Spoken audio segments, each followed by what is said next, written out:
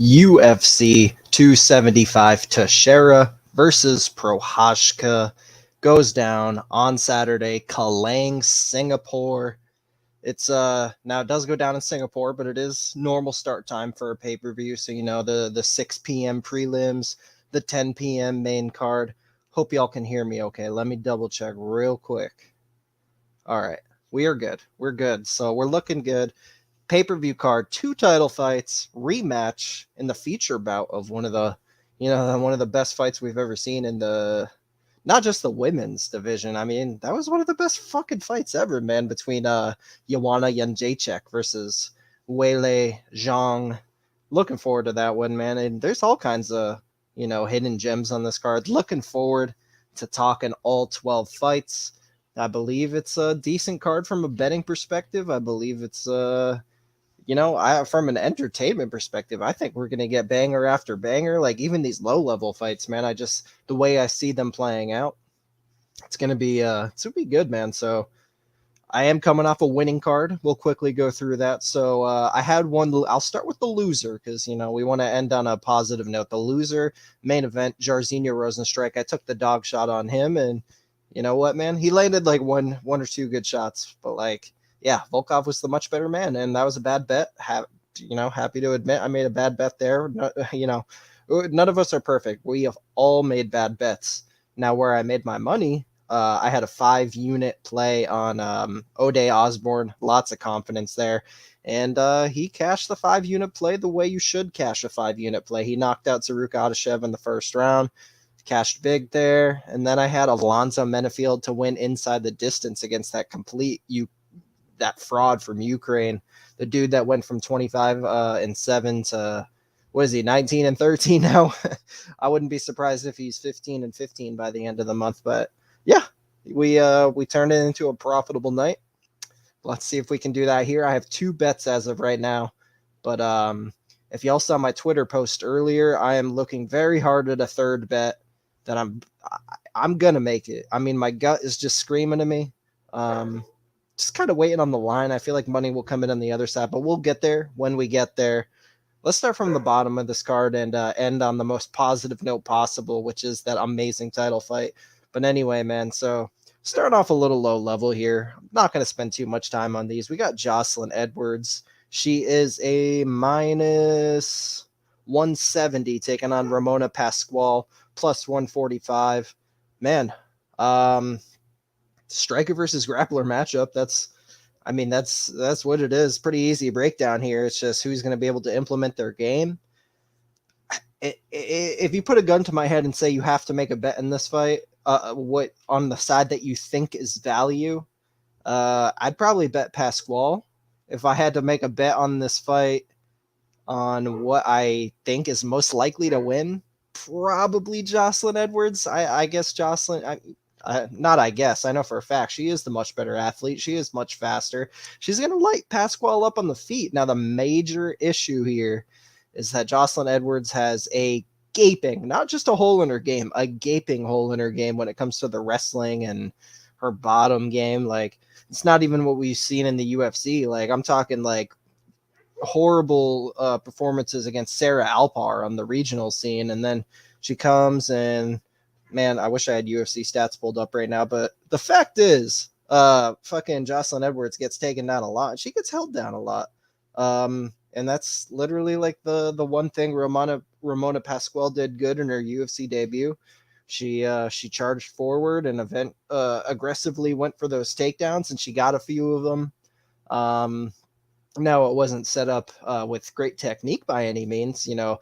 Pascual kind of just charges forward, and she paid for it, man. She hit some big shots from Josiane Nunes. Is that her name? Yeah, Josiane Nunes in that fight. Dropped her twice.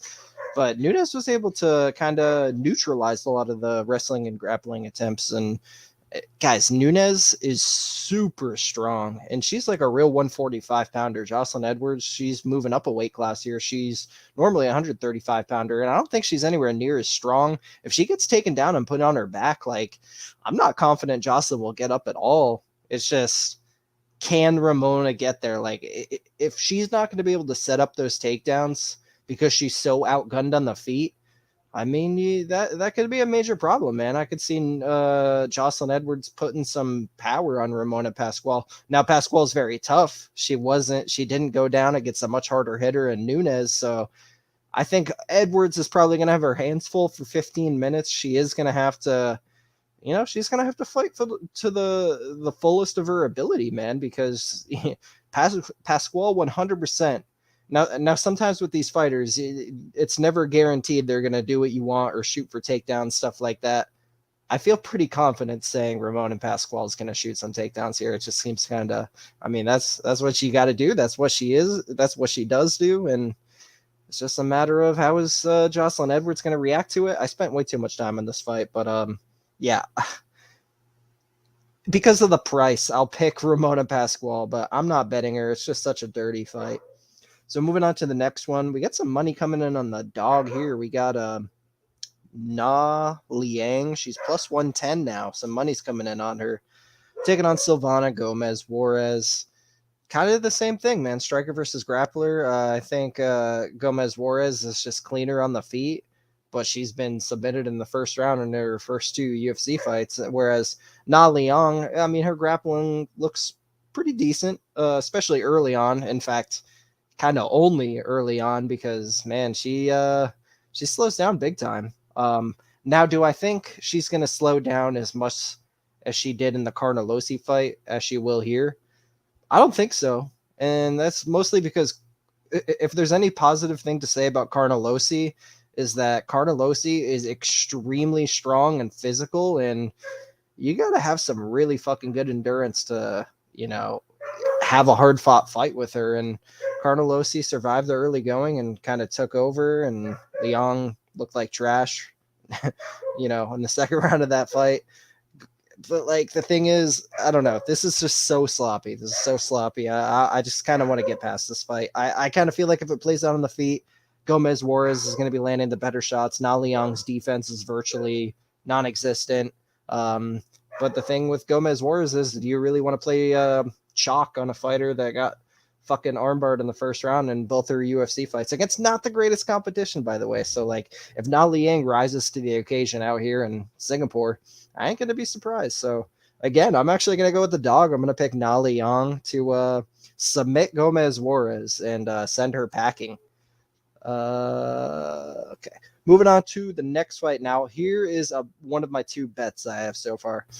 We got Dana Batgari. He's minus 136. He's taking on Kyung Ho Kong, plus 116. Yeah, I moved in a little early here on the dog. I put 3 units on Kyung Ho Kong at what did I get? I think plus 129. Probably plus 129, but let me see. Now I gotta know. Now it's gonna bother me. Yeah, plus 129. Yeah, I mean, Dana Batgari, obviously, I ain't gonna lie. I'm worried about that power, man. For a bantamweight, Dana Batgari packs a punch. The dude hits fucking hard, and Kong can get cracked on the feet. And here's one thing I want to say that like virtually nobody else has brought up. So people will bring up Dana Batgari's power, and he has 3 knockdowns in his last 4 fights. Now, if you look at Kyung Ho Kong also has 3 knockdowns in his last 4 fights. He knocked down Teruto Ishihara, he knocked down Brandon Davis, and he knocked down Hani Yaya in the loss. So if we're talking about power, we can't just talk about one guy. I think Kyung Ho Kang can crack with the best too. Kyung Ho Kang is super experienced as well. I mean, this guy's been in the UFC forever. Excellent grappler. He got out grappling his last one, but if y'all don't know, I mean, Hani Yaya is like one of the highest level black belts to ever hit the UFC. So it's like not a big deal. He's still 3 wins out of his last 4 fights. So Kong wins fights. He's got all the grappling upside here. I feel like the striking will be scary because of Batgari's power, but Kong can fucking hang, man. So, and here's another thing. Batgari just got knocked out. Like, what was it? Like 2 months ago? So it's just kind of sketch, man. I kind of believe the wrong man is favored. I'm not going to act like I'm super confident on Kong because Kong's kind of inactive. He's hittable. I'm not confident. This is a value play. This is where you slightly favor one guy, but you notice he's slightly the dog. And you got to play those spots, man. So I'm hoping Kong mixes in that grappling early, because another thing, I do think he has the cardio edge here. Batgary slows down after the first round. We saw that in the Hailey Alatang fight. And not just that, the wrestling. Hailey Alatang had a lot of success with wrestling there. I think Kyung Ho Kong is a bit of a better wrestler and grappler than Hailey Alatang. So, yeah, I believe the wrong man is favored. So, 3 units, Kyung Ho Kong plus 129. Let's go. So moving on to the next one. This is a highly debated one, and I'm going to straight out say this is the hardest fight on the card for me to pick. We got Andre Fiallo. He's minus 140. He's taking on Jake Matthews plus 120. I got a lot of respect for both these guys. I mean, I've been watching them both forever. Of course, Fiallo's only been in the UFC for, 3 fights now, something like that. But like I was watching Fiallo out in the Bellator prelims like 7 years ago and shit, and Jake Matthews I watched make his debut at fucking 19 years old, and literally watched him grow up inside of the octagon. Like, man, and he's like a whole new dude now. He's not even fighting at the same weight class. He put on size. I mean, he's out here getting wins over dudes like Li Jingliang. Like, he's got decent power. He can grapple. Like, the tools are kind of there for Jake Matthews. I honestly think it's always been mental with him. It really has always been mental with him, because like if you were watching the sport back then, you knew that he had no business losing to Andrew Holbrook, I believe the dude's name was. Like, he was like minus 600 there. The dude he shouldn't have been anywhere near Jake's level, and I don't know, man. He just sometimes it just doesn't click in there, but then sometimes he looks fucking amazing and beats Li Jingliang. Like, that's a huge win. Andre Fiallo, he has big KO power. Like, dude's scary. Like, no doubt about it. And even in the Michel Pereira fight, in that fight going 15, even in a loss, like, I feel like he showed slight improvements, but he still slowed down. Same problems. Here's the thing with this one. Michel Pereira isn't a grappler, firstly. That's the kind of fight where, you don't spar for 15 minutes, but it's kind of not as much of a energy exuding fight as some of the grappling fights Jake Matthews has had. If Jake Matthews can come in here and mix in some of that grappling, don't get knocked out early, I think he can kind of take over in rounds 2 and 3. He's just got to stay strong mentally, not make any mistakes, don't get caught, don't shoot sloppily, don't shoot from 1,000 miles out, set that shit up. I don't know, it's just kind of wherever his head's at, because I actually think, honestly, Jake Matthews might even have the higher ceiling of these two guys, but like, you wouldn't think that just because Matthews has been in the UFC for like 8 years, and what is he's barely like a top 40 guy right now. Like, how far can he really go? I don't know, man. Like, I feel like the tools have always been there. It's just put it together mentally, and I feel like as time goes, as he matures, it could click just like that at any time. So if he comes out here and has a career best performance against Andre Fiallo, you can't be surprised. However, if Fiallo starts landing some of that power on Jake, and Jake starts questioning himself, if Fiallo is able to stuff a takedown or two, and the confidence of Jake just kind of diminishes slowly, I think shit might get sketchy for him and he could get knocked out. But again, I don't like the cardio of Fiallo. I don't like his chances if it goes past the first round. I feel like Jake's the more well-rounded guy, has more ways to win. It's a close fight. And again, in a close fight, I gotta pick the dog. So I'm going with Jake Matthews. So 4 fights in, I've picked 4 dogs. That's very, very interesting. But unfortunately, that streak is about to end, because up next we got Steve Garcia. He's minus 175. He's taking on Mahashate plus 150. This is one where my opinion kind of really changed throughout the week. Mahashate, when I watched his Contender Series fight, so if you haven't seen it, he gets whooped in that first round, man. The defense is not there. He's a very green striker. The defense is not there. Like, the guy is there to be hit. And the dude he fought was very aggressive, and he cracked him a few times, and he got the shit beaten out of him in that first round. However, what happened after that first round, Mahashate, he kept composure and he came out strong, and he was the more well-conditioned athlete. He was the better athlete in general, and he took it to that guy in rounds 2 and 3, especially round 3. Like, he got better as the fight went on. So for a fighter with 7 pro fights, you really like to see that. You like to see them overcome adversity. You like to see them thrive late in fights. You like to see them get better as the fight goes on. And yeah, I mean, who knows how much this kid is going to improve every single time. He's got less than 10 fights. I mean, he could come out and look like a whole new man here. However, I'm not. It's hard for me to count on that. Like, his striking defense is horrible. We haven't really seen his grappling tested. Actually, as a matter of fact, his only pro loss, I believe, was his debut, and he was out grappled in that fight. But like, pro debut forever ago. Can't really look into it too much. But like, grappling's completely untested. Like, Steve Garcia might have a clear path to victory here. Like, he might be able to make it look easy with the wrestling. Steve Garcia is a guy that's been around in the regional scene for a long time. I know he's kind of new to the UFC as well, but Garcia's been around for a minute, man. Jackson Wink guy fought Ronnie Lawrence a few years ago, which is funny. He actually fought at 135 pounds. He fought at Ronnie's weight class. Like, Steve Garcia used to do these massive weight cuts, and now he's up at 155.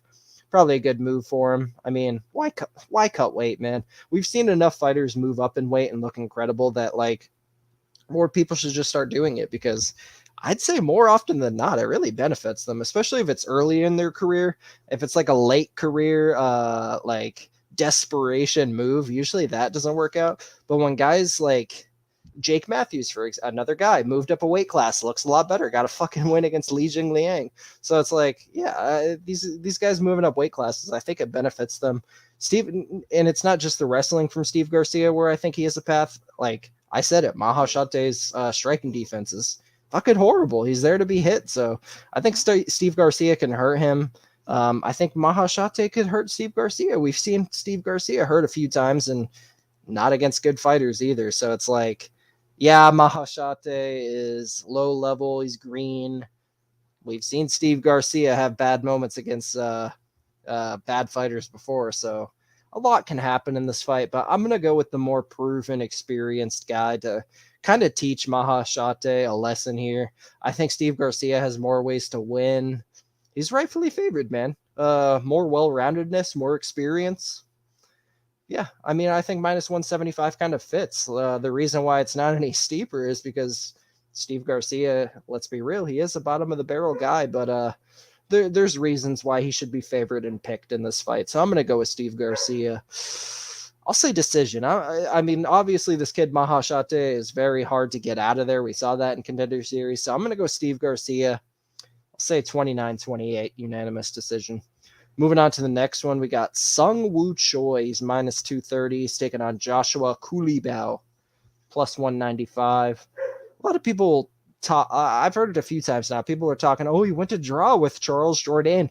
Guys, I mean, you didn't watch the fight because that was no draw. Charles Jourdain clearly won 2 rounds. Literally, if you look at MMA decisions and see, how it shows on the left, all like the media members and people who contribute to that site, like it shows their scores.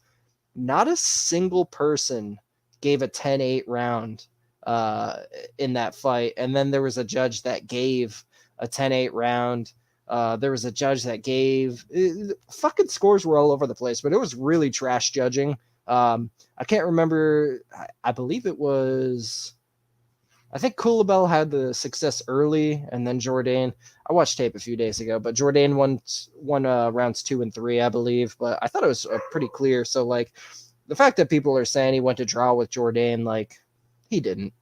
He fucking didn't. You run that one back 10 times, I think Jourdain wins 7 or 8 times. But anyway, he's not fighting Charles Jourdain. He's fighting Sung Woo Choi. But like, I'm a fan of Choi, man. Like, he's a big dude from the division. He's a good striker. He hits fucking hard. The only kind of problem is he kind of slows down, and the grappling isn't really up to par. And he took a step up against Alex Caceres, and yeah, he looked great early. He almost got Caceres out of there, but then he got smoked. Alex Caceres did his thing. Now, on the flip side, he ain't fighting no Alex Caceres anymore. He's fighting a guy with 2 or 3 UFC fights. a guy who I feel like Kulabau is the kind of guy that's willing to go in there and have a war and get hit. And I mean, I don't think you want to do that against Sungwoo Choi. The guy can crack. Kulabau is very durable and hard to put away, so I don't know if it'll be a knockout, but I see kind of like a 29-28 unanimous decision war victory for Choi here. It should be a good fight. Kulabau's no bum. I know I haven't really said anything good about him. He is a solid striker, very tough guy. I just kind of think Choi has the higher ceiling, and he's going to land the bigger shots here as well. So I get why he's lined around 70%. So I'll go with Choi by decision. Moving on to the next one, we got Brendan Allen taking on Jacob Malkoun. Man, the more I think about this one, I think this is Brendan Allen easy money all day, to be real with y'all. Like, I understand that Malkoun has a really bet-winning friendly style with the very aggressive approach to the takedowns and high volume. And he gets them, man. He gets a lot of takedowns. He's always shooting for them. He's strong. I get it. But I just don't think it's going to work at a certain level, at least not right now, because Jacob Malkoun only has like 6 or 7 pro fights. Whereas, I mean, I don't have the exact number. Brendan Allen's like a 25, 30 fight vet. Brendan Allen's got I believe he's a black belt. So it's like when Malkoun gets him down, Brendan Allen's going to be, he's going to be, he's going to be throwing shit out there. He's not going to make it easy for him like some of these guys Malkoun's been wrestling have been. Like Abdul Razak Al Hassan, like the worst version of him we've ever seen too. He had nothing off his back. The kid with 6 fights, AJ Dobson, he had nothing. Brendan Allen's gonna have something for this guy, and man, I think it's gonna be hard for Malkoun to set up the takedowns too, because I just feel like he's wickedly outmatched with the kickboxing. Like Brendan Allen's striking has been getting a lot better over the years. Man, I could see him like with a step in knee, like to counter the takedown attempt. Like, I feel like Brendan Allen is just going to have a lot of answers for what Malkoun brings. Like, I get the style with Malkoun. I get that he's going to be able to take down a lot of guys. And I get that Brendan Allen's been taken down a lot, but I have a hard time believing Malkoun's going to be able to keep it up for 15 minutes. I feel like there's just going to be bigger moments from Brendan Allen on the feet. He's going to counter a lot of these takedowns. So don't be surprised when he reverses one of those takedowns and gets on top, maybe takes a choke. Like, it's very hard for me to believe that Malkoun's going to be able to keep this up for 15 minutes, man. He's smaller too. Like, I feel like this is a guy that could make 170 pounds, whereas Brendan Allen has fought at 205. Brendan Allen's going to have a size advantage. He's way more well-rounded. He's way more dangerous. He's got the better cardio. Like, literally the only advantage Malkoun has here is just wrestling and I guess top control, but I don't know how good his top control is really. Like the win over Razik meant close to nothing to me. The win over the 6-0 guy meant close to nothing to me. If he comes out and beats Brendan Allen, that's going to mean a fucking lot to me. But yeah, I tend to think Brendan Allen is rightfully favored here around minus 300. And if you want to throw him in a parlay, like, I don't blame you whatsoever. So yeah, he's my official pick. I actually think he's going to get Malkoun out of there somewhere towards the back half of the fight. I'll say sub. Moving on to the main card. This is a prospect I have been very excited about since Contender Series. Looking into his tape for when he fought on Contender Series, we got Jack Della Maddalena. He's taking on Ramazan Ameev. Maddalena you can find at minus 150. Ameev plus 125. Man, a lot of money coming in on Maddalena. He was actually opened up as the underdog in pretty much one-way traffic on Maddalena. And I'll be honest, man, I agree. I agree completely. Wish I would have thought about this fight more when the line was dog money or even pick 'em. Like, I'd have no problem playing minus 110, minus 120.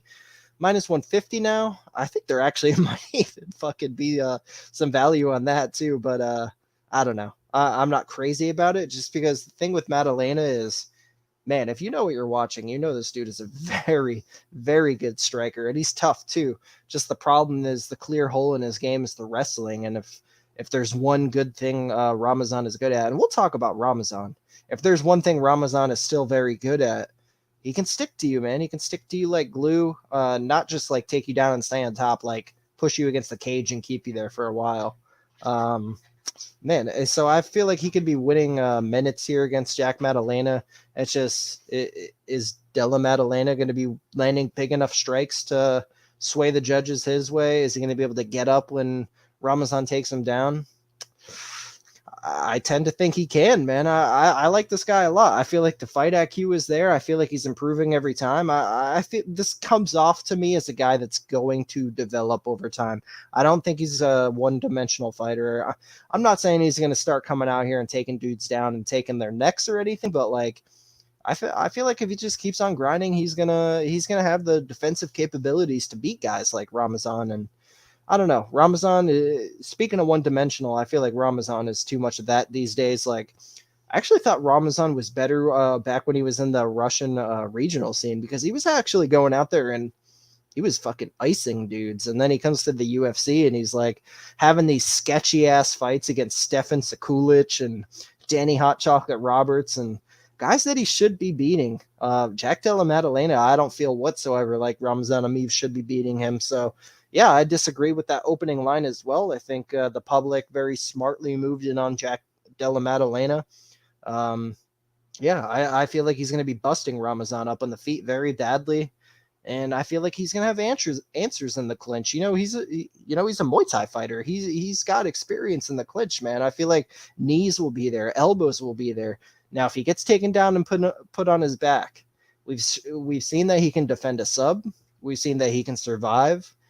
That might be good enough against a guy like Ramazan Ameev, who I believe has actually kind of slightly declined. So I'm going to go with Della Maddalena here. No bet, because I'm not crazy about the line. But if I was forced to make a bet here, I still would go with the favorite. I don't think it's a dog or pass situation. I do think if you're going to make a bet on this fight, it's probably going to be smart to put it on Della Maddalena. So I'm going to say he gets a decision win here. Moving on to the next one, we got Manel Cape. He's minus 225. He's taking on Rogerio Bontorin plus 190. A lot more people joining the stream now. I appreciate you guys. If y'all got any questions, hit up that live chat. Love seeing y'all in here. Appreciate it. And hit that live button too, because I greatly appreciate that. And if you're not subscribed, do that as well. So with this Manel Cape versus Rogerio Bontorin fight, again, this is kind of what I was talking about earlier. We got a few striker versus grappler matchups in this card. More than a few, man. We'll talk about another one in the main event. So Manel Cape, if you watch his rising career, there's holes in that ground game for sure. Now, has he addressed it? Has he improved?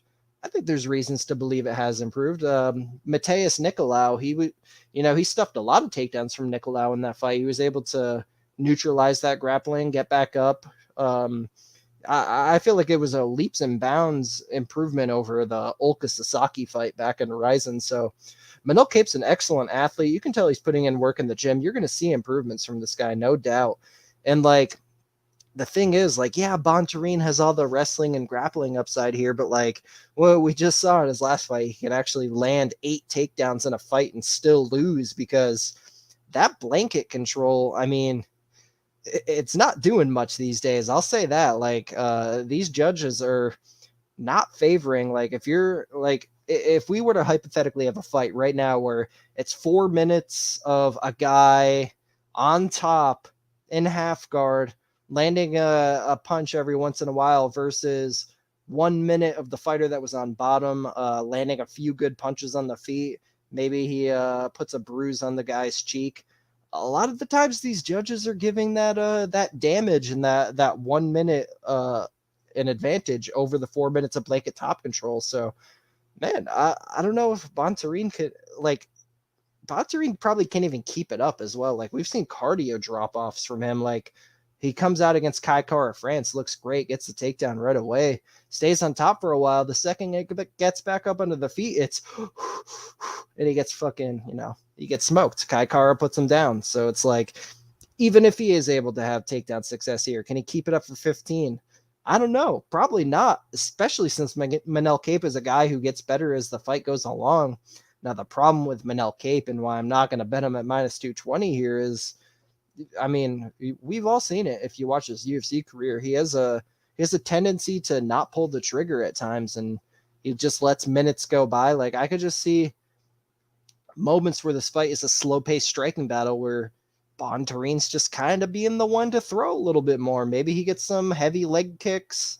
Maybe he just lands. I don't know if he's going to be landing the harder punches. Cape can, he can crack with the best of them, but I don't know. Like, I tend to think this is probably a dog or pass situation. All the grappling upsides with Bontarin and the striking, yeah, I think Cape has a high chance of sleeping Bontarin here, especially the later it goes. But I don't think it's a mismatch or anything. Like, Bontarin's a good fighter, man. Bontarin's been in the top 15 for a couple of years now. He's no slouch, man. So yeah, I'm gonna go with Cape as a pure pick, but I don't think there's a whole lot of value at minus 220. If he comes out here and sleeps him, like I think he has a chance to, that's great. He's probably better for DraftKings, but I think there's better spots on the card.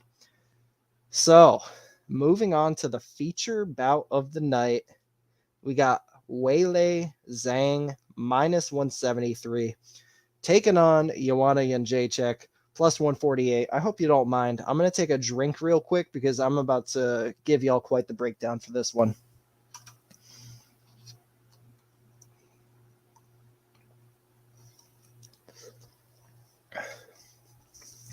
So, this is what I was alluding to on Twitter.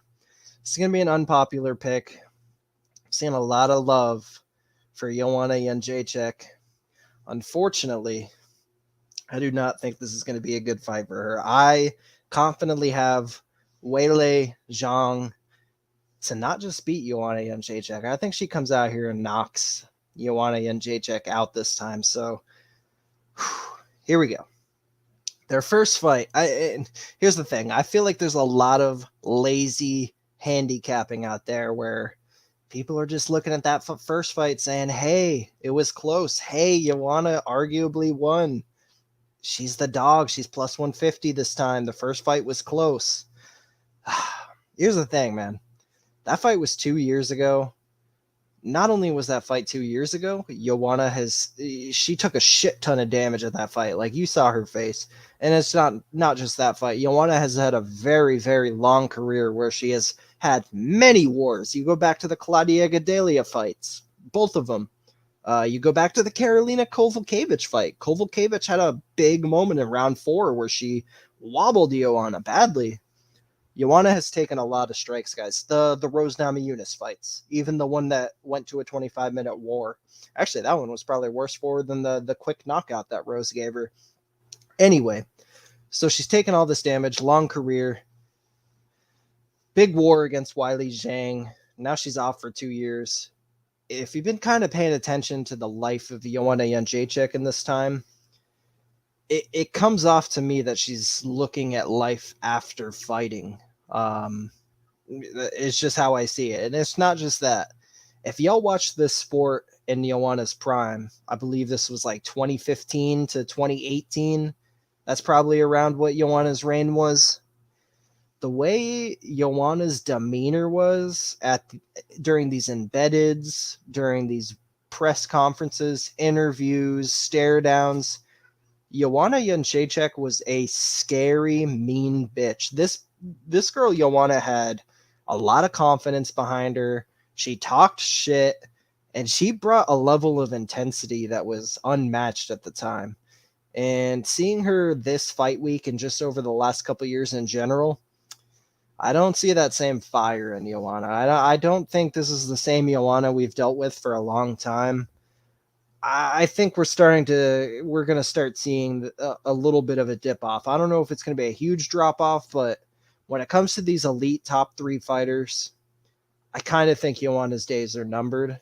So the first fight 2 years ago, that was there's a reason Joanna took 2 years off. It's been a long fucking road, man. Whereas Weili Zhang, she got the win. Unfortunately, things didn't go her way against Rose Namajunas both times, but one thing I want to say is what I really appreciate the way Weili Zhang bounced back in that second Rose Namajunas fight, where that fight could have absolutely gone either way. for her to come back after the first time she got knocked out against her and have that kind of performance where she looked really good in that fight shows me that she's a fighter that's still in her prime, making improvements every single time, and she can crack, man, and she's talented as hell, and she's a really good athlete. She's fast, above average power for the division. She's a fighter that's, in my opinion, in her prime right now, top 3, could easily be the champion right now had one judge scored that fight differently. And she's taking on Joanna, who I think things could be towards the end of the road. So, and here's another thing about the rematch. We've seen it 1.5 million times. Rematches don't always go the same as the first fight. In fact, more often than not, they go much differently. And to just bank on the fact, to just be confident in the fact that this is just going to be another very closely contested fight, I don't know, man. I feel like all the upside for this one to be different and more definitive, I feel like all that upside is with Weili Zhang. I feel like her power shots, like all the credit in the world to Joanna for eating everything in that first fight and not going down, doesn't mean it's going to happen again. It doesn't mean she can eat all those shots again. I feel like she goes down on this one. I feel like the wrestling upside is with Weili Zhang. Another big factor I didn't bring up, I believe the first fight was in, I'm pretty sure it was in the United States or Vegas. This one's in Asia, man, and it's not just the time difference, the jet lag. It's, if this is a close fight, who are those Asian judges going to favor? If Joanna lands a big strike versus when Weili Zhang lands a big strike, who do you think those Asian fans are going to be louder for? I mean, Joanna's a star. They're probably going to be equally split in this fight. I'm looking forward to seeing who the crowd is going to be behind in this fight, because Joanna's such a big star, but it's Weili Zhang's continent of Asia. So yeah, that's going to be kind of cool to see who the crowd gets behind there. But yeah, I just think banking on this fight being so close to the first one, betting Joanna at dog money just because the first fight is close, I kind of think that's a lazy way to think, and there's more than enough reasons to believe it's going to be different this time in favor of Weili Zhang. So I have not pulled the trigger yet.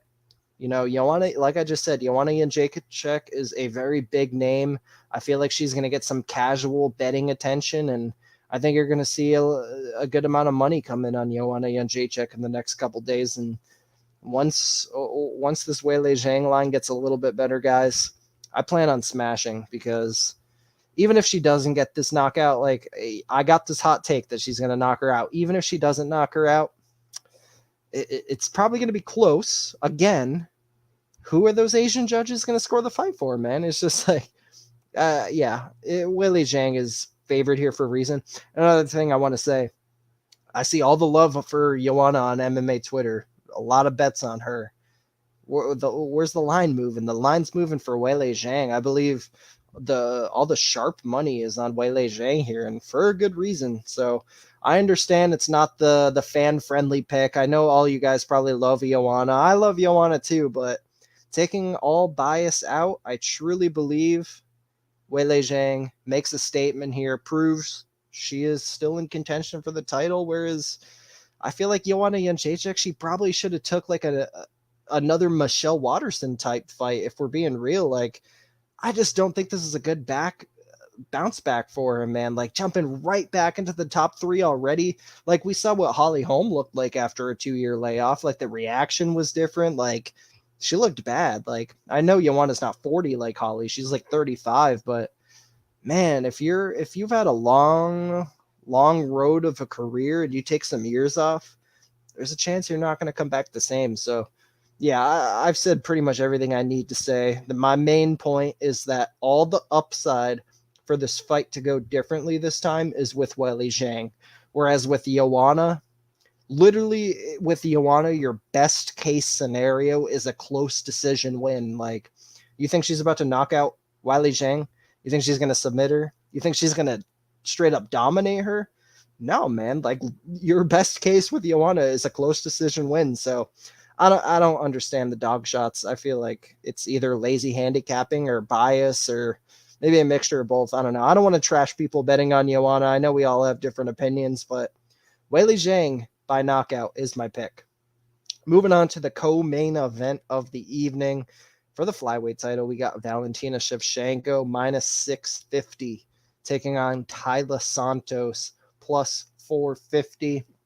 So it's interesting, man, because a couple months ago, I was just kind of thinking to myself, and I'm like, all good champions with these insane runs over the years, we've seen, unless you're fucking Khabib or John Jones, which absolutely Valentina could do. She could retire undefeated. Like, I'm not going to be completely shocked, but most dominant championship runs end, and they end when you least expect it. And I was kind of thinking to myself, who has potential to take that belt from Valentina?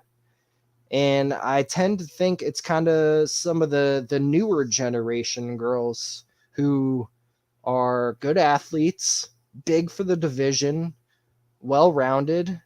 And I think about girls like Manon Fiorot. I think about I think her performance was a little disappointing last week, but I think about girls like Erin Blanchfield. And I think about girls like Taila Santos, man. I'm a big fan of Taila Santos. Ever since she hit the UFC, she came in, she was like 15-0. I bet her in her debut against Mara Borello Romero, and obviously that was a massive, massive disappointment. She woke up eventually in that fight in the second half and did what she needed to do. It was just too late at that time. She took the L. That was a really bad L to take. However, she's bounced back real nicely. She's gotten some good wins. She's shown off strong wrestling, jits, striking. She's a good athlete. Like I said, she's big. If you know what I'm talking about, Taila Santos clearly takes her vitamins, if you know what I mean. And I don't know, man. Maybe she has something for Valentina here, like strength-wise. Like the bad moments we have seen from Valentina, it has been the Amanda Nunes fights. I know Nunes is a 35er, but she had some top control there. Jennifer Maia won a round off Valentina, took her down, got the top control. If Taila Santos wins this fight, this is how I most likely think that it's going to be. Take down, top control, play it safe. Don't get fancy. Valentina's probably got shit off her back. Like, she could probably, she could make some moves on the mat. Valentina's a very good BJJ girl. I just think Taila Santos is strong enough that she might be able to hold her down for a round or two. And even on the feet, like, yeah, Valentina, she's the best in the fucking world, man. She's one of the best women fighters we've ever seen. Very good striker. I don't think it's a mismatch. Like, Taila Santos, she's been in Muay Thai kickboxing like all her life. She's a decent striker. Do I think the line should be minus 600? I kind of tend no. I actually think it should be a little bit closer. Outright pick though, it's gonna be Valentina. Like, it's gonna be very hard for the day to happen to where I pick against Valentina, unless it's like Amanda Nunes or another big name at 135. But yeah, it's gonna be tough for me to ever pick against Valentina at 125 for sure. I think maybe Manon Fiorot. Maybe that could be the day. We'll see when it comes, though. If it comes, I know Fiorot's got a big fight against Caitlin Chookagian in France. But the main point I want to make here, man, is I think Taila Santos, she's got a chance here. Like, I don't know if it's some of these performances that we've seen Valentina in the past. Like, some of these girls Valentina beat the absolute fuck out of, like Lauren Murphy, Chookagian, Carmouche, Jessica I. Like, I don't know if it's going to be such a fucking massive ass beating like those fights where I feel like Taila can hang, but hanging will not be enough. Shevchenko will win the rounds. I'm going to go with 49-46 unanimous decision for Valentina Shevchenko to retain her title. Moving on to the main event of the evening. I know this is the one everyone wants to hear about. We got Yuri Prochazka. He's minus 205. He is challenging Glover Teixeira, who is plus 175 for the undisputed UFC 205-pound title. Glover's first title defense. Yuri's first title challenge. It's not often you see the challenger at minus 200. Question is that minus 200 on Yuri rightful? I don't get it. I don't get the line, man. Guys, Glover Teixeira is plus 175 against Yuri Prochazka. There will always be an edge in MMA. That's all I got to say, man. Here's, in all honesty, though, like, yeah, Yuri Prochazka is a scary motherfucker, man. Like, this dude is very diverse with his strikes. Everything he throws is with violent intent. He hits very hard, no matter what he's hitting you with. It's violent, and he's very well he is well conditioned. The only reason he kind of slows down is because he puts everything into every shot. He's obviously well conditioned. Look at the guy. The way he moves, like, yeah, he's well conditioned. He slows down because of the way he fights. Problem is, I don't know if his ground game is up to par, man. And not just his ground game, like the striking. Like, yeah, the offensive striking is beautiful, but like, he fights with his hands down. He's there to be hit. He doesn't care if he gets hit. Like, look at that Volkan Oezdemir fight. Like, Volkan Oezdemir landed almost like 100 fucking strikes in that round, one round. And then, like, he got put away in the second. Volkan Oezdemir is a guy we've known to slow down in the past, whereas Glover Teixeira can put it on you late in fights, man. And I kind of think if Yuri Prochazka doesn't knock out Glover in the early going, he's going to be taken for a ride. Glover's going to get him down, and it's a mismatch on the mat. Let's call it like it is. Glover's one of the best BJJ guys to ever hit the UFC. Straight up. Like, I mean, look at the amount of submission ones he has. Like, this dude's amazing. And against high-level competition, too. Like, the way he just ran through Jan Blachowicz was nothing to just brush away. Like, I understand he's 42. I understand he's going to be retiring soon. But, like, guys, this guy is so good. And, yes, Glover is hittable himself. Yes, he's been hurt in many fights, but like, he shows you that he can overcome that many, many times. He's done it time and time again. Like, don't be surprised and don't be mad when Yuri Prochazka rocks Glover, gets a little too over aggressive with the finish, gets put on his back, gives up his back, gets tappy-tappied. Like, don't be mad when that happens. On the real, though, like, so what doesn't go to decision in this fight? Minus 700. This is probably the most confident I've ever been that a fight is not going to go to decision. Like, on the feet, this fight is honestly this fight is hot lava for both guys. Like, on the feet, they're both glass cannons. Like, Jerry's there to be hit, Glover's there to be hit. They both can crack. Now, the thing is, Glover's actually more technical. Like, he's the way more technical boxer, and that hands down shit, that actually might get Jiri caught, and that is what kind of leads me to believe that Glover is going to be able to set up these takedowns. Guys, okay, firstly, Jiri's going to be so worried about the takedown in the first place. Think about the Volkan Oezdemir and Dominic Reyes fight. You think fucking Jiri was worried about takedowns against Dominic Reyes and Volkan Oezdemir? No. He's going to be worried about takedowns here for sure. So it's going to hurt his striking output. The fact that he's going to be so worried about the takedowns, and he's just got to watch out for that shit. And the second thing, Glover has the boxing to, especially with Jiri's striking defense, he has the boxing to land some good shots. And all he's got to do is stun him one good time, shoot for that takedown, put him on his back, and man, it's such a mismatch on the ground. Like, Dominic Reyes had this guy full mounted. I've seen multiple dudes put Jiri on his back and Ryzen. Like, I realized the way it has looked in the first two fights that Jiri might be invincible, but I assure you this guy is very beatable. And I think Glover Teixeira has the experience, he has the toughness, and he has the skills to beat Jiri. And I think this line is completely disrespectful. It's just, I mean, the line is what it is literally because of age. And I mean, Jiri has the power to knock out Glover. Seems like that's the way to beat Glover. Like, I mean, so what was, I mean, you think about Glover's losses. Gustafsson knocked him out. Anthony Rumble Johnson knocked him out. So, yeah, Jiri has the tools to beat Glover the way you should beat Glover. So I get why he's the favorite and a little bit. Like, I feel like he should be maybe slightly favored, minus 125. The age is a factor.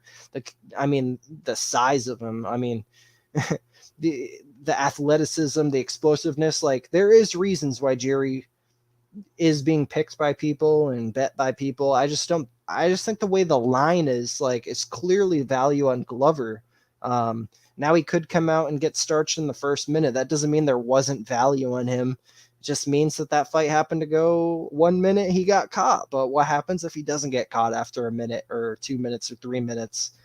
I tend to think Glover takes over, man. So we bet on fights to win long term, and to win long term, you have to make bets that will win you money long term, and that's the value bets. And I feel like if you bet a plus 170 that has a really good chance to win enough times, long term, you will profit. And I mean, the fact that the champ is this big of a line, like when he has this clear of a path, just because of the age, I tend to think that's very, very wrong. And I think Glover, maybe for the last time, shuts people up. We will see. But yeah, I'm gonna pick him to submit Jiri late first round, second round. So yeah, that's all 12 fights. Now I'm gonna quickly run through the props because I know some of you guys like that. So oh yeah, and my bet on Glover. So the way I bet it, I didn't bet Glover money line. I put 2 units on Glover to win inside the distance at plus 280. I'm getting an extra 100 cents of value there. And I mean, where my mind is on that is this fight's not going to go the full 25, like if Glover has enough success to win rounds, that means that means he's playing into his strengths against Jiri, and his strengths play into Jiri's weakness. So if Glover has mat success, that's just going to lead to a submission anyway, in my opinion. So yeah, I think either way, no matter who the winner is, this fight is not going to go 25. So yeah, I bet 280 on Glover inside the distance. I believe it's gotten steam since then, so I'm glad I got in early. I see minus or plus 225. So yeah, if you want to bet Jiri, KO is the way to go. It's minus 150. The co-main event, Valentina Shevchenko. So to win by decision, plus 105. Inside the distance, plus 125. So slightly favored to win by decision. That's what I picked as well. Not enough meat on the bone to take either of those props, in my opinion, unless you're just completely confident one way or the other, whether she wins by decision or KO. Weili Zhang by KO, plus 400. Now I'm going to bet her straight, but that's a pretty nice line considering that's the way that's what I'm picking to happen. Cape Bontarine, let's see, Cape by KO, plus 125, not really interested. Della Maddalena, let's see, KO plus 250, decision plus 200. I tend to lean with decision. Brendan Allen, Jacob Malkoun. What's Brendan Allen to win inside the distance? Plus 100. I was hoping it was better than that. I was about to say maybe one more bet. Hey, if I got like Brendan Allen wins inside the distance, like plus 200, I'd sit here and bet that shit right now. Let's see. Choi and Kulabau. I kind of think that's a hard one to predict as far as props go. Kulabau's a tough guy though, so Choi by decision, plus 175. Let's see. Steve Garcia and Mahashate. Garcia inside the distance, plus 120. Nah. Let's see. Jake Matthews, Fiallo.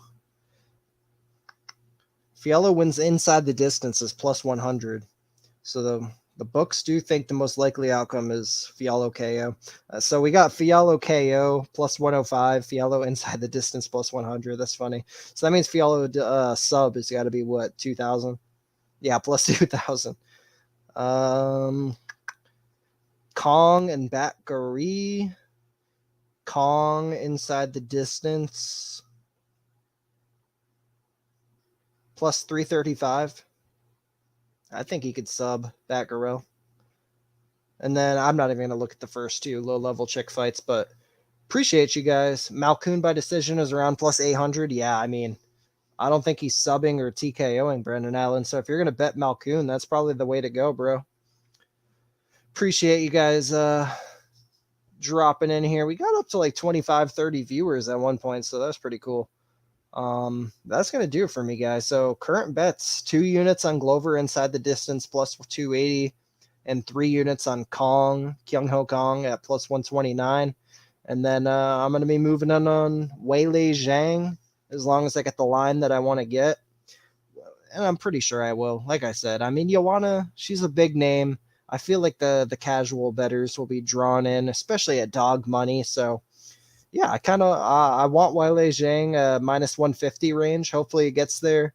Of course, follow me on Twitter if you're not at MMA Kelton. And if I'm not following you on Twitter, hit me up. Tell me you watched the podcast and you heard me say this, and I will follow you.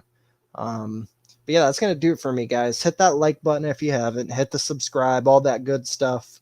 Looking forward to this pay-per-view card. We're back next week. I want to say we got like 9 cards in a row. So yeah, weekly fun here on the channel. Of course, I'm going to be here to break down every UFC fight. I'm going to try to not miss a card the rest of the year. We'll see how that goes. Shit happens. But yeah, I appreciate you guys watching. And enjoy the fights on Saturday. It's going to be a banger. Later.